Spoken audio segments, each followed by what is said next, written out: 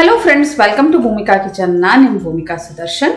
ಎಷ್ಟೊಂದು ವೆರೈಟಿ ಕೆಂಪು ಚಟ್ನಿಗಳನ್ನೆಲ್ಲ ತೋರಿಸಿದ್ದೆ, ಆದರೆ ಇವತ್ತು ಒಂದು ಡಿಫ್ರೆಂಟ್ ವೆರೈಟಿ ಕೆಂಪು ಚಟ್ನಿ ತೋರಿಸ್ತಾ ಇದ್ದೀನಿ. ಇದನ್ನು ದೋಸೆ, ಇಡ್ಲಿ ಇದೆಲ್ಲದ್ರ ಜೊತೆ ನೆಂಚ್ಕೊಂಡು ತಿನ್ನೋದಕ್ಕೆ ತುಂಬಾ ರುಚಿಯಾಗಿರುತ್ತೆ. ದೋಸೆ, ಮಸಾಲೆ ದೋಸೆ ಮಾಡಬೇಕಾದ್ರೆ ಒಳಗಡೆ ಕೆಂಪು ಚಟ್ನಿ ಹಾಕ್ತಾರಲ್ಲ, ಆ ಥರನೂ ಇದನ್ನು ಹಾಕಿ ಉಪಯೋಗಿಸ್ಕೋಬೋದು. ನೀವು ಅಂದ್ಕೊಂಡಂಗೆ ಕಲರ್ ನೋಡಿದ ಹಾಗೆ ತುಂಬ ಏನು ಖಾರವಾಗಿರಲ್ಲ, ಥರ ತುಂಬಾ ರುಚಿಯಾಗಿರುತ್ತೆ, ಬ್ಯಾಲೆನ್ಸ್ಡ್ ಆಗಿರುತ್ತೆ. ಉಪ್ಪು, ಖಾರ, ಹುಳಿ ಎಲ್ಲನೂ ಹದವಾಗಿರುತ್ತೆ. ಬನ್ನಿ ಮಾಡೋದು ಹೇಗೆ ಅಂತ ತೋರಿಸ್ತೀನಿ. ಮಿಕ್ಸರ್ ಜಾರ್ ಒಳಗಡೆ ಒಂದು 15 ಗುಂಟೂರು ಮೆಣಸಿನ್ಕಾಯಿ, ಮೀಡಿಯಮ್ ಸೈಜ್ದು ಒಂದು ಈರುಳ್ಳಿ, ಮೀಡಿಯಮ್ ಸೈಜ್ದು ಒಂದು ಟೊಮೆಟೊ,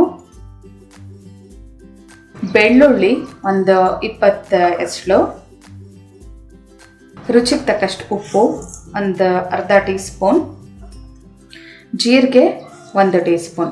ಇದನ್ನು ನೀರು ಹಾಕದೆ ಹಾಗೆ ನುಣ್ಣದಾಗಿ ರುಬ್ಕೊಳ್ಳೋಣ. ಈರುಳ್ಳಿ ಟೊಮೆಟೊ ಅಲ್ಲಿರೋವಂಥ ನೀರಂಶನೇ ಸಾಕು.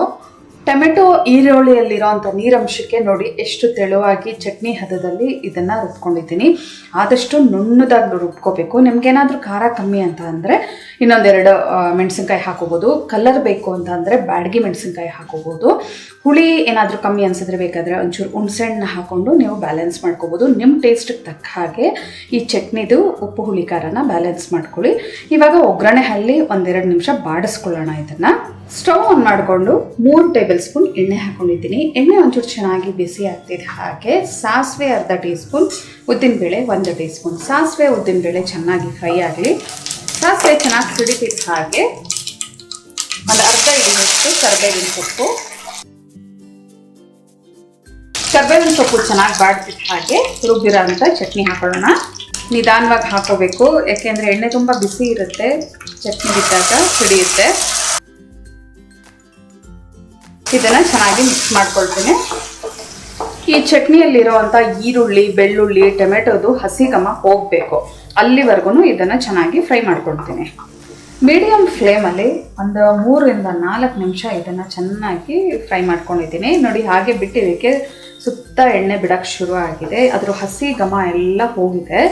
ಒಳ್ಳೆ ಟೇಸ್ಟ್ ಅಂತೂ ಸೂಪರ್ ಆಗಿದೆ, ಸಕ್ಕತ್ತಾಗಿದೆ. ಉಪ್ಪು, ಹುಳಿ, ಖಾರ ಸ್ಟ್ರಾಂಗ್ ಆಗಿ ತುಂಬಾ ರುಚಿಯಾಗಿದೆ. ಸ್ಟವ್ ಆಫ್ ಮಾಡ್ತಾ ಇದ್ದೀನಿ.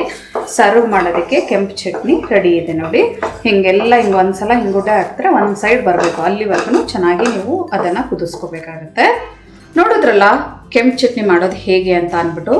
ಇನ್ನೂ ಎಷ್ಟೊಂದು ವೆರೈಟಿ ಕೆಂಪು ಚಟ್ನಿಗಳನ್ನ ತೋರಿಸಿದ್ದೀನಿ, ಆದರೆ ಇವತ್ತು ಮಾಡಿರೋವಂಥ ಈ ಕೆಂಪು ಚಟ್ನಿ ದೋಸೆ ಆಗಿರ್ಬೋದು, ಇಡ್ಲಿಗಾಗಿರ್ಬೋದು, ಇದನ್ನು ನೆಂಚ್ಕೊಂಡು ತಿಂತಾ ಇದ್ರಂತೂ ತುಂಬಾ ರುಚಿಯಾಗಿರುತ್ತೆ. ನೀವು ಅಂದ್ಕೊಂಡಂಗೆ ತುಂಬ ಸ್ಪೈಸಿಯಾಗಿ ಏನಿರಲ್ಲ, ಯಾಕೆಂದರೆ ಈರುಳ್ಳಿ ಟೊಮೆಟೊ ಎಲ್ಲ ಹಾಕಿರೋದ್ರಿಂದ ಆ ಖಾರನ ಬ್ಯಾಲೆನ್ಸ್ ಮಾಡುತ್ತೆ. ತುಂಬಾ ರುಚಿಯಾಗಿದೆ. ನೀವು ಒಂದ್ಸಲ ಟ್ರೈ ಮಾಡಿ ಹೇಗಿದೆ ಅಂತ ಕಮೆಂಟ್ ಬಾಕ್ಸಲ್ಲಿ ತಿಳಿಸಿ. ಇವತ್ತಿನ ಈ ರೆಸಿಪಿ ನಿಮ್ಗೆ ಇಷ್ಟ ಆದರೆ ಲೈಕ್ ಮಾಡಿ, ಶೇರ್ ಮಾಡಿ. ಯಾರೆಲ್ಲ ಇನ್ನೂ ಭೂಮಿಕಾ ಕಿಚನ್ಗೆ ಸಬ್ಸ್ಕ್ರೈಬ್ ಆಗಿಲ್ಲ, ದಯವಿಟ್ಟು ಸಬ್ಸ್ಕ್ರೈಬ್ ಆಗಿ. Thanks for watching.